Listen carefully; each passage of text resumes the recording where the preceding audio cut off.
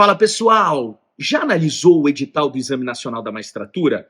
Tem uma galera que está ficando preocupada, principalmente quando lê alguns tópicos como pragmatismo jurídico. É que nós, na maioria das vezes, não estudamos isso na faculdade.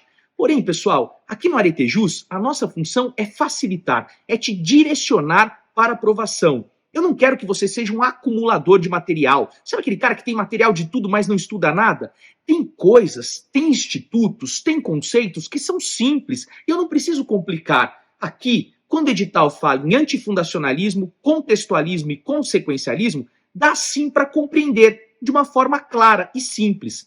Peirce, James e Dewey são três filósofos que se juntaram exatamente porque eles não concordavam com aquela filosofia muito abstrata.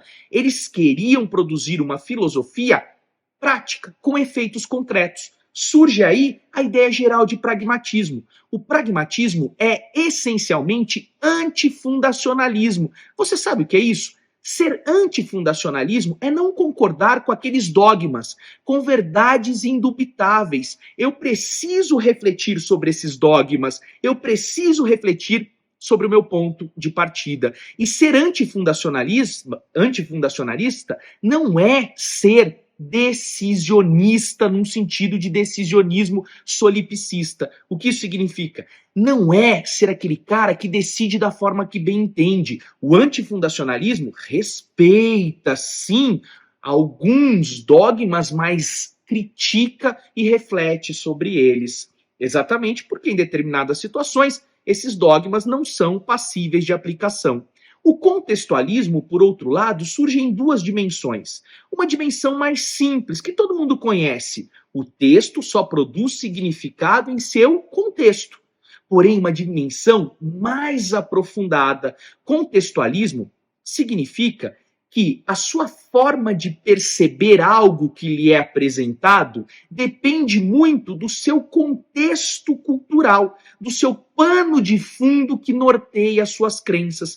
Assim, a minha percepção está enraizada num processo altamente composto por crenças que dominam a minha ou meu conhecer. Por isso que quando você conhece essa ideia do pragmatismo, você começa a deliberar sobre suas percepções, exatamente porque você sabe que ela muitas vezes é enviesada. Oh, professor, que legal! Aqui o pragmatismo estuda a ideia dos vieses, ou seja, aqueles desvios que implicam em falibilismo de nossa percepção, na falha da percepção. Exatamente isso. E, por fim, o consequencialismo. Esse é o conceito do pragmatismo mais, ou a característica mais complicadinha, mas dá aqui para a gente te explicar, sim, de uma forma objetiva. Vejam só, o consequencialismo, para Peirce, era um consequencialismo de significação.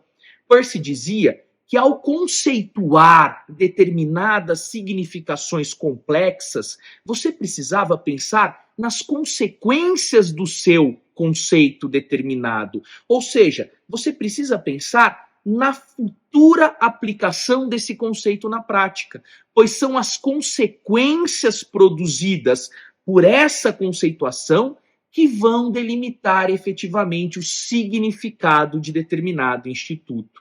Assim, eu não posso pensar só na estrutura de um determinado instituto. Eu tenho que pensar na sua função, nas suas consequências. Já James traz uma ideia mais utilitarista. Olhem só o perigo aqui, correlacionar o pragmatismo com o utilitarismo. Ele vai dizer assim: o significado envolve as consequências úteis, provavelmente úteis, e aquelas que não nos satisfazem.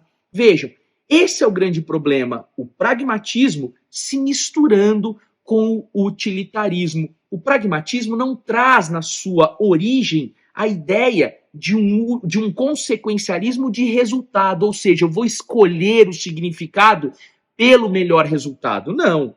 Peirce sempre defendia que eu tenho que analisar as consequências para refletir sobre o significado e não analisar as consequências para escolher um resultado. Perfeito? O examinador pode pegar esses conceitos? Certamente, certamente ele vai abordar muito mais o antifundacionalismo e o contextualismo, em que não há tanta divergência na própria filosofia. O consequencialismo, se ele abordar, ele vai ter que usar algumas expressões gerais, como o pensar por consequências, o analisar as consequências práticas e não ficar somente no mundo abstrato, como diz o artigo 20 da Lindbe. Ele não vai aprofundar na discussão filosófica, porque senão ele vai gerar a nulidade da questão. Pessoal, pensar em filosofia não é pensar de modo abstrato.